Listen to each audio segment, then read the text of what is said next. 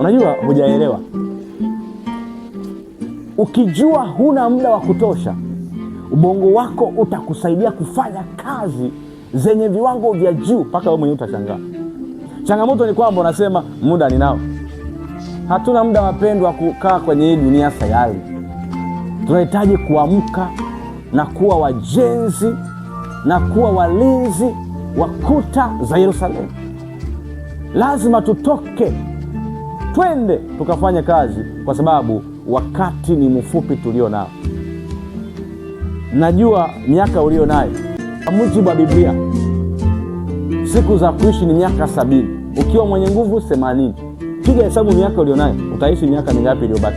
Miaka yako iliyobaki ni mingapi? Halafu calculate. Nayo imejaa taabu. Tuache ile miaka ambayo utakuwa mzee, hutaweza kutoka na kufanya kazi yote. Ukibahatika kuishi miaka 70 hata 80, wewe unayenisikiliza na unitazama sasa hivi, fanya mahesabu, utagundua miaka iliyobaki ni chache sana. Unajisahauje kwa mfano?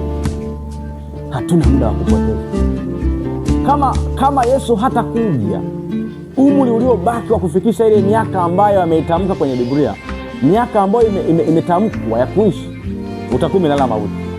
Utakuwa umefanya kitu gani ambacho kitamkumbusha Mungu ya kwamba nilikuwa na mtoto duniani, alifanya jambo fulani kwa ajili ya roho za watu. Muda ulionao ni wa thamani sana.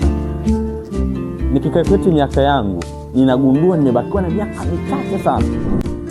Kama nikibahatika kuishi miaka 70 hadi 80 nikiwa na nguvu, hata nikivuka mpaka 100, bado nina muda mchache sana wa kuishi kwenye sayari. Kwa hiyo Mungu anisaidie na Mungu akusaidie, tutumie muda vizuri kwa ajili ya kufanikisha utume wake. Haleluya.